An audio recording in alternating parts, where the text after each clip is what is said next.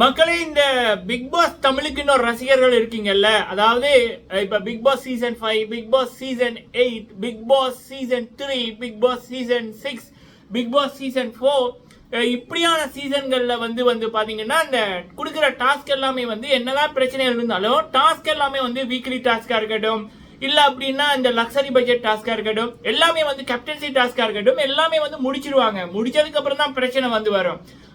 ஆனா இந்த சீசன்ல வீக்லி டாஸ்க்கும் சரி, கேப்டன்சி டாஸ்க்கும் சரி, இல்ல வேற என்ன டாஸ்க கொடுத்தாலும் சரி, அதை முடியே படுதில்லை. அதுக்கு காரணம் என்ன? ஆனா அதுல எல்லாருக்கும் இப்படித்தான் பண்றாங்கன்னா இல்ல. போன வாரம் பாத்தீங்கன்னா வைல்ட் கார்டு என்ட்ரியா வந்தவங்களுக்கு கேப்டன்சி டாஸ்க் நடந்தது. அதுல திவ்யா அவர்கள், சாண்ட்ரா அவர்கள், பிரஜின் அவர்கள், அப்புறம் அமித் அவர்கள் போட்டி போட்டாங்க. அந்த டாஸ்க் அற்புதமா முடிஞ்சது. சோ இந்த வாரம் கூட கொடுக்கப்பட்ட கானா ராஜ்யம் இந்த தர்பீஸ் ராஜ்யம், அதுல இது ஒவ்வொருத்தருக்கும் ஒவ்வொரு கேரக்டர் கொடுத்தது என்ன அப்படின்னா, இப்போ எல்லாருமே ஒரு சினிமாக்குள்ள போகணும், சீரியலுக்குள்ள போகணும் அப்படின்னு அந்த நடிப்பை அவ்வளவு ஆர்வமா வச்சுதான் இந்த பிக் பாஸுக்குள்ள வந்திருக்காங்க. ஈவன் அந்த சினிமாவோ அந்த பிக் பாஸோ கிடைக்காட்டா அதுக்கு கீழே இருக்கிற யூடியூபர்ஸ் அப்படின்னு கண்டென்ட் கிரியேட் பண்ணணும்னா அந்த மூளை கிரியேட்டிவிட்டி வேணும். அது வாய் மூலமா நீங்க பேசுறதா இருக்கட்டும், நம்மள மாதிரி பேசுறதா இருக்கட்டும், இல்ல வெளியில போய் வீடியோ போடுறதா இருக்கட்டும், நாடகம் கிரியேட் பண்றதா இருக்கட்டும், என்னவா இருந்தாலும் உங்களுக்கு ஒரு கிரியேட்டிவிட்டி வேணும். அதுக்கு தான் இந்த டாஸ்க்ல ஒவ்வொருத்தருக்கும் ஒரு கேரக்டர் கொடுத்தாங்க, ஒரு குண இயல்பு கொடுத்தாங்க. ஆனா அதுல இன்னைக்கு பாத்தீங்கன்னா திவ்யா அவர்கள், பிரஜின் அவர்கள், இவங்க ஒரு கான்செப்ட் பண்ணிருப்பாங்க. அவங்க ரெண்டு பேருமே அந்த லவ் பண்ற மாதிரி, அதுக்கு ஒரு பாடல் வர்ற மாதிரி அவ்வளவு அழகா பண்ணி முடிச்சிருப்பாங்க. சாண்ட்ரா அவர்கள் அது அவ்வளவு அழகா ரசிச்சிருப்பாங்க. அப்ப இதுதான் சொல்றது மேச்சூரிட்டி அப்படின்றது, சரியா? அப்ப இவங்க கிட்ட இருக்கிற இந்த சாண்ட்ரா, திவ்யா, பிரஜித், இவங்க கிட்ட இருக்கிற அந்த மேச்சூரிட்டி இந்த முதல் கிராண்ட் லான்ச்ல 20ல 18-17 பேர்கிட்ட இல்ல, சுத்தமா இல்ல. அதுதான் உண்மை. அதே நேரத்தில் இந்த பிக் பாஸ் சீசன் 9 இப்ப பிக் பாஸே சொல்றாருல, எனக்கு தெரிஞ்சு பிக் பாஸுக்கே தெரியும்னு நினைக்கிறேன். பிக் பாஸுக்கு அப்புறம் இந்த ஷோவோட கிருஷ்ணன் சார் நீங்க பார்க்க மாட்டீங்க, ஆனா உங்களுக்கு தெரிஞ்சவங்க என்னோட வீடியோ பார்ப்பாங்கன்னு நினைக்கிறேன். கிருஷ்ணன் சார் அவர்களுக்கே தெரிஞ்சிருக்கும் இந்த பிக் பாஸ் சீசன் 9 ஏன் இப்ப வரைக்குமே கொடுத்த டாஸ்கை முடிக்க முடியல, கத்தி கொண்டிருக்காங்க, மக்களுக்கு பிடிக்காம இருக்குது அப்படின்னுக்குள்ள நம்ம எப்பயுமே சரியான நபர்களை ப்ரொமோட் பண்ணோம்னா வெளியில இருக்கிற ரிவ்யூஸை விடுங்க, வெளியில இருக்கிற பெய்ட் போர்ட்ஸை விடுங்க, பெய்ட் லைக், பெய்ட் வியூ அதெல்லாம் விடுங்க. ஆனா உள்ளுக்குள்ள இருக்கிற அந்த கேமராமேன், எடிட்டரு, அவங்களுக்கு மேல இருக்கிறவங்க, இவங்கெல்லாம் யாரை ப்ரொமோட் பண்றாங்க இந்த பிக் பாஸ் சீசன் 9ல? விஜே பார்வதிய, காமருடின, கானா வினோத்த, இவங்களைத்தான் ப்ரொமோட் பண்ணி கொண்டு இருக்காங்க. சோ அப்ப இந்த நபர்கள் மக்களுக்கு பிடிச்சிருக்கானா? பிடிக்கல. ஏன்னா அவங்க பண்ற விடயங்கள் மக்களுக்கு பிடிக்கல. இது யாருக்கான ஷோ? நம்ம தமிழ் மக்களுக்கான ஷோ. அப்ப பிக் பாஸ் கூட அதிகமா பாக்குறது யாரு?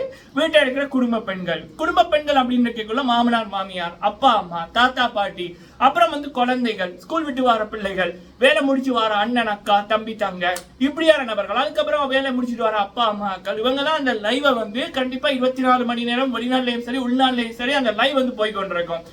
ஈவன் 1 hour எபிசோட்ல கூட இந்த குடும்பங்கள் தான் அதிகமா பார்க்கும். இப்ப இந்த 2K கிட்ஸ் 2010ல பிறந்தவங்க எல்லாம் எபிசோடும் பாக்குறல, லைவும் பாக்குறல, சரியா? அவங்க ரீல்ஸை மட்டும் பார்த்துட்டு போவானுங்க. ஏதாவது ஒரு கில்மா வந்துச்சுன்னா, அந்த படியம் வந்துச்சுன்னா அதை மட்டும் பார்த்துட்டு போவாங்க, சரிங்களா? 50% பேரை சொல்றேன், மீதி 50% நல்லவங்களும் இருக்காங்க, சரியா? அது நம்ம கல்ல பட்டுறதுதான் கம்மியா இருக்கு. சோ அப்ப அப்படி இருக்கக்குள்ள அப்ப இந்த ஷோ யாரு பாக்குறதுன்னா இந்த குடும்ப ஆடியன்ஸ் தான். அப்ப அவங்களுக்கு விஜே பார்வதி பண்றபடியும் பிடிக்குமா? நம்ம தமிழ் மக்கள் இது வரைக்குமே, என்னோட வாழ்க்கையில கூட கவர் போட்டு சாப்பிடுவேன் என்ற ஒரு தமிழ் பொம்புல 30 வயசு, விஜய் பார்வதிக்கு 30 வயசு என்னவோ, அவங்க அம்மாவும் பார்த்து கொண்டிருக்காங்க நினைக்கிறேன். So hats off man. So அவங்க அம்மாவுக்கு. ஸோ அப்போ ஒருத்தன் கவர் போட்டு சாப்பிடுவேன் அப்படின்றான், கூட சேர்ந்து ரசிக்கிறாங்க, அதுக்கப்புறம் அவனோட சேர்ந்து உரசுறாங்க, நைட்டு ஃபுல்லாக பேசுறாங்க, எனக்கு இன்ட்ரெஸ்ட் இருக்குன்னு சொல்றாங்க, அவன்கிட்ட தொடக்கி மேலே காலை வைக்கிறாங்க. அதுக்கப்புறம் அடுத்த வாரம் அவனுக்கு சப்போர்ட் இல்லைன்னு தெரிஞ்சவொடனே வீட்டில் இருந்து ஒரு கோட் வெயிட் வந்தோடனே யாரை ஒதுக்கி வச்சாங்களோ அவரை அண்ணன் சொல்லி போட்டு அவர் கூட போய் சேர்றாங்க. அவரோட திறந்த மேனியை பார்த்தா எனக்கு டெம்ப் பண்ணுது அப்படின்றாங்க. ஸோ இப்படிப்பட்ட ஒரு நபரை இப்ப இது ஒரு பக்கம். இந்த ஊத்தவாளி பழக்கம் பண்ணுவாங்க தமிழ்ல, ஒரு இது ஒன்று இருக்கு, புலம்பெயர்ந்த தமிழர்கள் சொல்லுவாங்க ஊத்தவாளி பழக்கம். இந்த ஊத்தவாளி பழக்கம் இருக்கிற ஒரு நபர் ஒரு பக்கம், இன்னொரு பக்கம் ரூல்ஸ் கொடுத்த அந்த டாஸ்கை மதிக்கிறல்ல, பிக் பாஸ் மதிக்கிறல்ல. இந்த 5 வாரமும் பிக் பாஸ் கொடுத்த டாஸ்கஸ் நாசமா போக ஒரே ஒரு காரணம் விஜே பார்வதி. இல்ல ஒருத்தவங்களுடைய கேப்டன்சி. திவ்யா அவர்கள் போன வாரம் அவங்களோட கேப்டன்சியை கரெக்டா அந்த பொண்ணு பண்ணிக்கொண்டு தான் இருந்தது. அங்க சவகுலப்பியா வந்து பண்ணது இந்த விஜய் பார்வதி. இந்த குட்டி சாத்தான் வாங்கலாம், அதை விட பெரிய ஒரு சாத்தான் இது. அந்த அப்படி எல்லாத்தையும் கெடுத்தது, ஒரு பெரிய ஒரு நெகட்டிவிட்டியை கிரியேட் பண்ணது விஜய் பார்வதி. இங்க பழக்க வழக்கம் ஊத்தவாளித்தனமா இருக்கு. இந்த மதிப்பு மரியாதையும் யாருக்கும் கொடுக்க தெரியல, ஒரு டாஸ்க பண்றதுக்கான திறமையும் இல்ல. விஜய் பார்வதியால என்ன பண்ண முடியும்னா, இந்த லவ் கண்ணன் என்ற பேர்ல வேற அசிங்கங்கள், இரட்டையற்ற வார்த்தைகள், ஆபாசமான விடயங்கள், குடும்பமா பார்க்க முடியாத எச்ச வேலைகள். நேத்து கமரின லவ் பேபின்னு போட்டு ப்ரோண்டு போட்டு பேபின்னு எங்கேயோ உரசுது. இது இந்த கர்மங்களை எல்லாம் வந்து இந்த மக்கள் பார்ப்பாங்களா? இந்த Bigg Boss Tamil targeted audience வந்து பார்ப்பாங்களா? பார்க்க முடியுமா? அப்ப பிறகு வந்து ஷோ வந்து சக்சஸா போகுது இல்ல, நீங்க வந்து இப்படி பண்றீங்க இல்ல அப்படின்னு பிக் பாஸ் வந்து எல்லாரையும் நிறுத்தி வச்சு போட்டு கேட்டா, அது பிக் பாஸ் தானே நடிக்கிறாரு. பிக் பாஸ் நடிக்கிறாங்க, பிக் பாஸ் டீம் நடிக்கிறாங்க, அந்த ஷோவோட சிஇஓ கிருஷ்ணன் சார் நீங்க நடிக்கிறீங்களா? பிறகு விஜய் சேதுபதி அண்ணா அவர்கள் அவர் வந்து நீங்க வந்து ஒண்ணுமே வந்து பண்றீங்கல்ல, இதை வந்து பண்றீங்கல்ல அப்படின்னு வந்து சொன்னா, அது வந்து நமக்குன்னு ஒரு அறிவு ஒன்று இருக்குல்ல. அப்ப இந்த ஷோவோட இவ்வளவு தூரம் நீங்க யார போக்கஸ் பண்றீங்கன்னா, ஒரு இந்த ஷோக்கு உதவாத ஒரு நபர். நம்மளுடைய ஹிந்தியில வேணும்னா இதை வந்து குடும்பமா போட்டு ரசிச்சு பார்க்கட்டும், சரியா? ஆனா இங்க தமிழ்லயும் சரி தெலுங்குலயும் சரி இப்படி கூட செருப்படி விடும். சரி, இது இப்ப வரைக்கும் நம்ம அந்த இதுக்குள்ள வரையில, இனிமேலும் வருவாங்க தெரியல. அப்ப இப்போ விஜய் பார்வதி என்ற நபர் வீட்டுக்கு வெளியில இருக்க வேண்டிய நபர் மக்களை பொறுத்த வரைக்கும். அது வந்து நீங்க லைவ்ல வேற எங்கேயாவது போட்டுக்கொள்ளுங்க, அந்த பாக்குறவங்க பார்த்துக்கொள்ளட்டும் அந்த கர்மத்தை எல்லாம். அப்ப ஒரு லைவ் வந்து போடைக்குள்ள மக்களுக்கு பிடிக்காத ஒரு நபரை கேமரா போக்கஸ் பண்ணுது. சரி, நைட்டு ஏதாவது நிம்மதியா பார்க்கலாம். இந்த இது வந்து காமெடியோட ஏதோ அசிங்கமா பேசுது, ஏதோ பண்ணுது. அப்ப எப்படி இந்த ஷோ வந்து பார்க்க மக்களுக்கு தோணும்? ஒரு பக்கம் விஜய் பார்வதி பேசுறது, இன்னொரு பக்கம் காமெடி, இன்னொரு பக்கம் அவன் கானா வினோத்ன்றவன் சாண்டி மாஸ்டரோட ரெக்கமெண்டேஷன்ல வந்திருக்கானு எல்லாரும் கேட்கறாங்க. என்ன தகுதியில உள்ளுக்கு போட்டிருக்காங்கன்னு இருக்கா. கெட்ட வார்த்தை பேசுறான், பொண்ணுங்களை தடவுறான். ஒரு 40 வயசு நபர் பண்றான் அவன். போன வாட்டி தீபக் வந்தாரு 45 வயசுல, எவ்வளவு ஜென்டில்மேனா இருந்தாரு. அப்ப இந்த நபர் இப்படி வாயத்தை வந்தாலே கெட்ட வார்த்தை, அசிங்கமான வார்த்தை. அவனுக்கு ஒரு பிஆர்டி, இவனுக்கெல்லாம் ஒரு பிஆர்டி. இந்த சீசன்ல மக்களே தராதரம் இல்லாத, தகுதி இல்லாத, கேவலமான நபர்களை பிஆர் பண்றாங்க. அடே பிஆருக்கு இருக்க மரியாதையை போச்சுடா.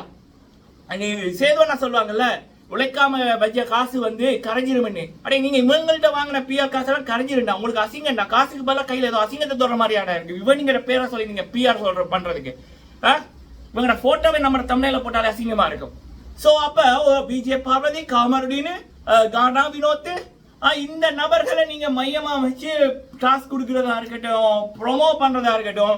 அண்ட் மெயின் திங் வந்து இவங்களுக்கு கீழே மீதி நபர்கள், இப்ப சபரியவர்களா இருக்கட்டும், கனியவர்களா இருக்கட்டும், அவங்க எல்லாமே இவங்களுக்கு கீழே தான். இவங்களுக்கு ஒரு அரசன் பதவி, இவங்களுக்கு ஒரு உயர் பதவி. அப்ப இவங்க சொல்றத அவங்க செய்யணும் அப்படின்னு அப்படி நீங்க எல்லாம் பண்ணி கொண்டிருக்கீங்கள. அப்ப இந்த ஷோவை ஃபர்ஸ்ட் இப்படி நாசப்படுத்துறது யார் அப்படின்னா Bigg Boss team. Definitely Bigg Boss team. இப்ப நினைச்சா கூட விஜய் பார்வதியை வந்து தூக்கி வெளியில போடலாம், இல்ல விஜய் பார்வதியோட ஃபுட்டேஜை கம்மியாக்கலாம், காமெடியோட ஃபுட்டேஜை கம்மியாக்கலாம், கானா வினோதோட ஃபுட்டேஜை கம்மியாக்கலாம். அதுக்கு பல வேற நபர்களை மோட்டிவேட் பண்ணலாம். பண்றாங்களான்னா இல்ல. அப்ப பிக் பாஸ் டீமுக்கு என்ன வேணும்? இந்த கில்மா மசாலா அதான். அப்படியா இருந்தா ஷோ இப்படித்தானே போகும். சொல்லப்போனா இந்த சீசன்ல சபரி கனியெல்லாம் பாவம் மக்களே. இப்ப இது வந்து ஒரு இண்டிவிஜுவல் டாஸ்க் அப்படின்னு இது வரைக்குமே இல்லை, ஒரு டீம் டாஸ்க்னு கொடுக்குறாங்க. இப்ப உதாரணத்துக்கு நான் சொல்றேன், விஜய் சேதுபதி அண்ணா அவர்கள் இப்ப தனியா ஒரு வீக்கெண்ட் எபிசோட நடத்துறபடியா அவரால் நிம்மதியா பண்ண முடியும். அவர் சேர்ந்து இன்னொரு 2 பேரோட பண்ணணும் அப்படின்னு ஒரு பக்கம் விஜய் பார்வதியை போன்ற ஒரு நபரு, இன்னொரு பக்கம் வந்து கானா வினோத போன்ற ஒரு நபர். என்னைக்குள்ள இவர் பேசக்குள்ள கானா வினோத் கெட்ட வார்த்தை பேசுறான், விஜய் பார்வதி கத்துது, ஆபாசமா வேற விடயம் பண்ணுது. அப்ப இவரால தனியை வந்து இப்ப பண்ற மாதிரி சக்சஸ்ஃபுல்லா பண்ணிருக்க முடியுமா? முடியாது, சரியா? சோ அப்ப இங்க விஜய் பார்வதி, காமெடின்னு இந்த கானா வினோத் பண்ற எல்லா நெகட்டிவிட்டி அதர்ஸ் மேல போகுது. அதர்ஸோட டேலண்ட வெளியில வர முடியாம இருக்கு. So main thing Bigg Boss team, Bigg Boss editors இவங்க போக்கஸ் பண்ற நபர்கள் தவறு, சரியா? இந்த சீசன்ல ராஜு ஜெயமோகன் இருந்தா கூட சபரிய மாதிரி தான் ஆயிருப்பாரு, ஆக்கியிருப்பீங்க, சரியா? சபரி இவங்க இந்த விஜய் பார்வதியோட, காமெடியோட, கானா வினோத்தோட கம்பேர் பண்ணிக்க அவர் உயர்ந்த மனிதரியா. சோ இது வந்து இன்னைக்கு லைவ்ல வந்து பாத்தீங்கன்னாலே தெரியும், திவ்யா கானா வினோத்துக்கு அவ்வளவு தூரம் படிப்பிப்பாங்க, ஆனா அவன் மண்டையில ஏறுதே இல்லை, குடிகார மாதிரி கத்திக்கொண்டே இருக்கான். சாண்டி அண்ணா தயவு செய்து பண்ணல அவங்களோட ஃப்ரெண்டுன்னு சொல்லாதீங்க, வெக்கக்கேடு சாண்டி அண்ணா. உங்க மேல வேற பேர் சொல்றாங்க, நீங்க ரெக்கமெண்டேஷன் பண்ணி தான் இந்த கானாவின தொல்லுக்கு போட்டாங்க அப்படின்னு. கேவலமா இருக்குது. இவ்வளவு தூரம் ஒரு தகுதி இல்லாத நபர்களை நீங்க ப்ரொமோட் பண்றதை பார்க்கக்குள்ள, ஐ மீன் இந்த கேமரா எல்லாமே தகுதி இல்லாத நபர்கள் தான் எடிட் பண்ணுது. 65 கேமராவில் விஜய் பார்வதி எங்க இருக்காங்களோ அவங்க தான் நைட்டு ஃபுல்லா போகுது. வேற நபர்கள் பேசலையா? அங்கால பக்கம் மீதி நபர்கள் பேசி கொண்டிருக்காங்க. ஆனா அவங்க அந்த கில்மா எல்லாம் பண்ண மாட்டாங்கல்ல. அரோரா மேல பிக் பாஸ்க்கு என்ன கோவம்? அரோரா வந்து லவ் கண்டென்ட் பண்ணு, 2 பேரை லவ் பண்ண வை, லவ் பண்ணு அப்படின்னு இருக்காங்க. ஆனா அந்த பொண்ணுக்கு மனசாட்சி கேட்கல போல இருக்கு. அதனால இது நடக்குது. சோ அப்ப காசுக்கு எதையும் பண்ணக்கூடிய விஜய் பார்வதியை ப்ரமோட் பண்றாங்க. வாவ், இதுதான் இந்த மக்களுக்கு நடக்குது. சோ இப்படி இருக்கக்குள்ள இது வந்து கொமனா நடக்கிற ஒரு விடயம். சரிங்களா? பொதுவா பாக்குற மக்கள் பார்த்துக்கொள்ளுங்க. அப்புறம் வந்து உங்களோட கருத்துக்களை வந்து சொல்லுங்க. என்ன பொறுத்த வரைக்கும் இந்த விஜய் பார்வதி இருக்கிற வரைக்கும் இந்த தருத்திரம்ன்றது பிக் பாஸ் சீசன் 9ல இருந்து கொண்டுதான் இருக்கும். மெயினா வந்து கலைக்க வேண்டியது இந்த விஜய் பார்வதியை. நன்றி.